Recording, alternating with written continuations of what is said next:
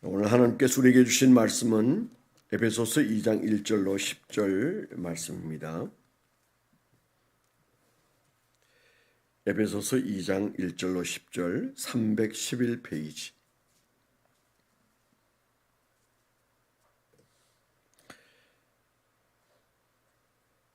그는 허물과 죄로 죽었던, 다 같이 시작. 그는 허물과 죄로 죽었던 너희를 살리셨도다. 그때 너희는 그 가운데서 행하여 이 세상 풍조를 따르고 공중의 권세 잡은 자를 따랐으니 곧 지금 불순종의 아들들 가운데서 역사하는 영이라. 전에는 우리도 다 그 가운데서 우리 육체의 욕심을 따라 지내며 육체와 마음에 원하는 것을 하여 다른 이들과 같이 본질상 진노의 자녀였더니 긍휼이 풍성하신 하나님이 우리를 사랑하신 그 큰 사랑을 인하여 허물로 죽은 우리를 그리스도와 함께 살리셨고 너희는 은혜로 구원을 받은 것이라. 또 함께 일으키사 그리스도 예수 안에서 함께 하늘에 앉히시니 이는 그리스도 예수 안에서 우리에게 자비하심으로써 그 은혜의 지극히 풍성함을 오는 여러 세대에 나타내려 하심이라. 너희는 그 은혜에 의하여 믿음으로 말미암아 구원을 받았으니 이것은 너희에게서 난 것이 아니요 하나님의 선물이라. 행위에서 난 것이 아니니 이는 누구든지 자랑하지 못하게 함이라. 우리는 그가 만드신 바라 그리스도 예수 안에서 선한 일을 위하여 지으심을 받은 자니 이 일은 하나님이 전에 예비하사 우리로 그 가운데서 행하게 하려 하심이니라. 아멘, 아멘.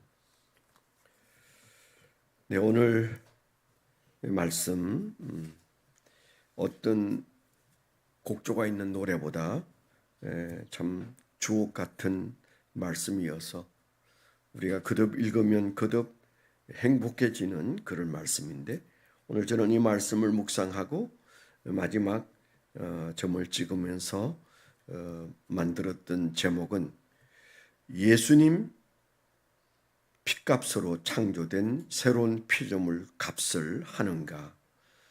예수님 핏값으로 창조된 새로운 피조물 값을 하는가. 짧게 줄이면 예수님 핏값을 하고 사는가. 그런 제목으로 오늘 제목으로 적었습니다. 오늘 읽은 말씀 11절에 보면 이 말씀을 기록하고 있는 바울 사도의 마음이 잘 드러나고 있습니다. 그러므로 생각하라. 이렇게 시작되어서 우리가 이방인이었는데 하나님의 자녀로 칭함을 받게 된 사실에 대한 얘기를 하고 있습니다. 그러므로 생각하라. 그러니까 이 앞에 있는 1절로부터 10절에 있는 내용들이 굉장히 부드럽고 노래같이 아름답게 들리지만 그건 은혜 있는 사람들에게 느끼는 감정이에요. 그냥 그대로 느낌대로 말한다면은 매우 격한 어조다, 그렇게 생각이 돼요. 우리가 1절부터 10절까지 읽은 내용들이 사실 내용상으로 보면 엄청나게 격한 어조죠. 죽었지 않았냐? 그리고 예수님이 핏값을 치루어서 살리지 않았냐? 그리고 너희를 하늘에 앉혀서 이 세상을 살게 하지 않았느냐? 그 큰 선물을 주었는데 그렇게 살아도 되겠냐? 이렇게 말하는 것 같지 않습니까? 그러니까 그 내용은 굉장히 격한 마음으로 우리의 삶에 다시 한번 냉정하게 자기 자신을 돌아보면서 어제와 오늘을 비교해 보라는 말씀이잖아요. 어제는 죽었던 자고, 그래서 거기에서 예수님의 피를 흘려서 나를 살렸으니 예수의 핏값으로 살렸는데 그 예수의 핏값을 하느냐? 보통 우리는 어떻게 살아요? 그냥 내 능력으로 살고 내 열심으로 살고, 그래서 항상 우리 가치는 나에 있습니다. 나란 존재. 그래서 옛날에 어떤 책을 읽으니까 그게 미국의 어떤 목사님의 쓴 글에는 나라는 존재의 값을 굳이 따진다면 just $2, $2밖에 안 된다 그랬어요. 우리 몸을 해체해서 거기에서 이제 철이면 철, 인이면 인, 이렇게 다 분류해 보니까 그게 2브러치밖에 안 되더라. 우리 몸이 흙으로부터 왔는데 그 흙을 분해해서 값을 따지면 그냥 2불이다. 2달러인데 우리는 대단한 존재처럼 생각하지 않느냐. 그런 글이 있더라고요. 그 2불짜리라는 말이 참 실소를 금치 못하게 하는 말이지만 마음에 뜨끔하는 데는 있어요. 그러니까 우리는 예수의 핏값으로 나를 보아야 할 자리에서 그냥 내가 가지고 있는 것 가지고 나를 평가하고 그 값으로 나를 보다 보니까 어떤 때는 꽤 괜찮은 존재로 여겨지다가 한순간에 우리는 형편없는 자기 자신의 한계를 보게 되는 거죠. 그런데 오늘 바울 사도는 우리에게 첫 마디가 허물과 죄로 죽었던 너희를, 죽을 뻔한 것도 아니잖아요. 완전히 죽었어요. 사망 선고가 확실히 내려졌어요.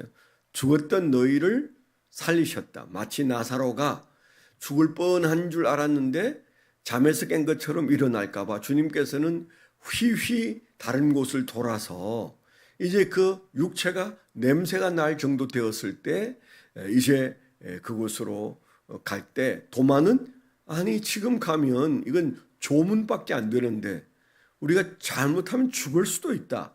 이런 생각을 하지 않았을까요?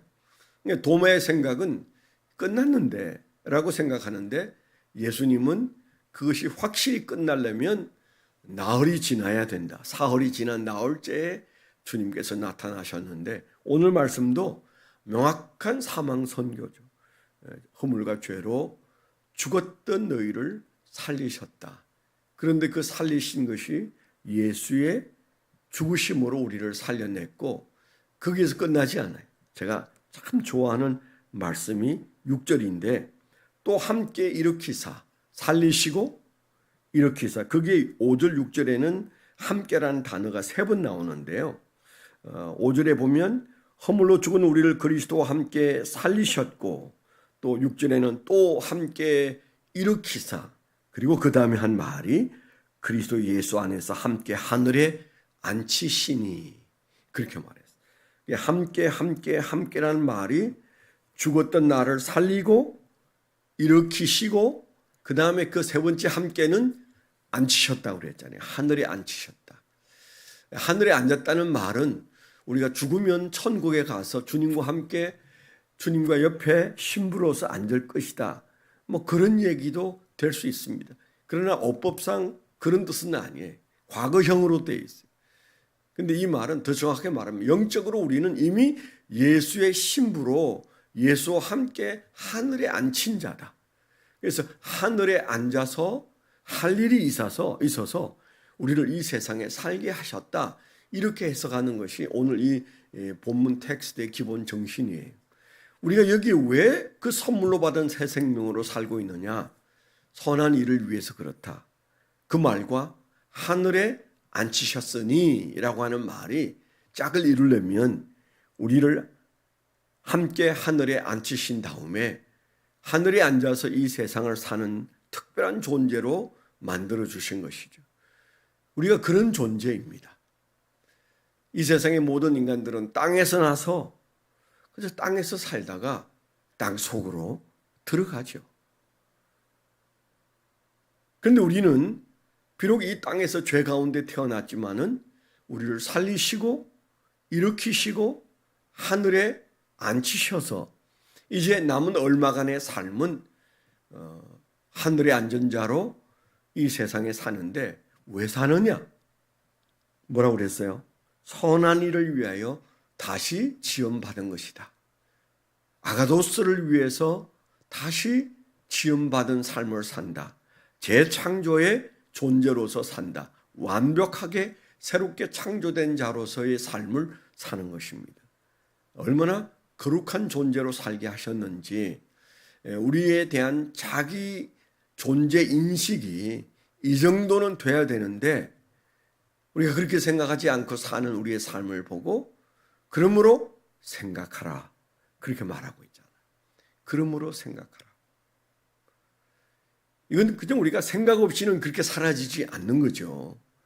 생각하고 또 생각하고 눈물 흘리고 또 생각하고 그러면서 우리는 한 발씩 우리가 하늘의 안침을 받은 자로서 이 땅을 살고 있는 재창조, 선물로 받은 삶을 사는 자임을 기억하고 오늘도 선물에 맞는 하루를 살고 싶은 욕망이 일어나야 오늘 우리는 성도로서의 삶을 사는 거죠.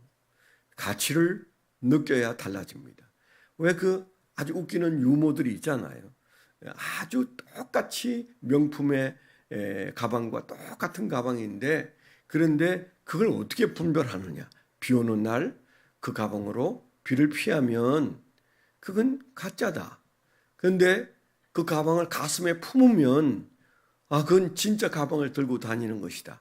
짝퉁과 진짜의 차이는 그 가방을 비를 막는 우산 도구로 사용하면 벌써 그 마음속에 그 가치가 그 정도밖에 안 되는 거죠. 내가 비를 맞을지언정 이건 비 맞으면 안 돼. 그래서 그걸 가슴에 품는다면 그건 가치 있는 것이라고 그가 여기는 거잖아요. 바로 우리의 존재에 대한 가치의식이 뭐냐? 그걸 지금 바울 사도를 통해서 우리에게 묻고 그러므로 생각해 보라. 내가 어떤 마음으로 나를 보고 있는지, 나를 살고 있는지, 나를 이끌어가고 있는지, 나에 대한 하나님에 대한 감사가 어디에서 나오는지 그거 돌아보라고 우리에게 주신 말씀이잖아요. 그래서 예수의 핏값을 하고 사는가? 너는? 그렇게 주님이 물으신다고 느꼈습니다. 오늘 우리가 하루를 살 때 물론 이 말씀 때문에 자책도 할 수 있지만은 좀 당당했으면 좋겠어요. 일단은 당당해 놓고 그 다음에 우리 자신을 돌아보는 것이 순서인 것 같습니다. 그냥 우리가 자꾸 우리 자신을 코너로 몰고 밟고 그래서 형편없이 사는 존재들이 정말 하나님 앞에 부끄럽구나. 이것보다는 정말 하나님께서 나를 죄 가운데서 건지셔서 너무 위대한 존재로 만들어 놓으신 것을 나는 그것을 어떻게 비피하는 도구 정도로 여기고 살지는 않았나. 그렇게 한번 돌아보면서 내 자신에 대한 값을 새로 우리가 인식하면서 그러면 그 값을 나는 하고 있는가. 우리가 이런 질문을 스스로에게 던지면서 오늘 하루 하늘에 앉아서 세상을 사는 자로 우리의 그 품격을 유지하는 한 날이 되시기를 축원합니다. 기도하겠습니다. 오늘도 우리가 함께 기도할 때 토요일 날 우리가 소개받은 권순관 집사님의 가정을 위해서 기도해 주시고 또 간정하신 이명우 집사님 가정과 그를 위해서 기도해 주시고 또 연약한 육체로 이제 다음 주에 수술하는 귀한 분들을 위해서 박신영 A 집사님과 오병욱 성도님을 위해서 기도해 주시고 가능하면 다음 주에 있는 전교인 캠프를 위해서도 기도하시면 감사하겠습니다. 기도하겠습니다. 하늘에 앉히시고 이 세상을 살게 하심으로 오늘도 우리는 이 땅에 발을 딛고 이 세상 속에서 과거의 허물과 죄로 죽었던 우리의 삶의 현장에서 하나님의 자녀답게 새로운 피조물답게 살고자 하는 거룩한 백성들이 하나님의 주시는 힘, 성령님의 능력이 아니고는 우리가 그런 정신으로 살 수 없기에 오늘도 주님 앞에 은혜를 구하는 귀한 종들을 은혜 베풀어 주시옵소서. 말씀하셨으니 힘도 주시고 생각하게 하셨으니 그 생각이 은혜가 넘치는 생각으로 참으로 오늘도 주여 새로운 피조물로 당당하게 하늘의 앉은 자로 이 세상을 사는 하나님의 백성 예수의 핏값으로 다시 삶을 부여받은 새 창조물로서의 삶을 살 수 있도록 하나님 붙잡아 주시옵소서. 인도하여 주시옵소서. 하나님의 백성들의 기도에 응답하여 주옵소서. 예수 그리스도의 이름으로 감사하며 축원하며 기도하옵나이다. 아멘.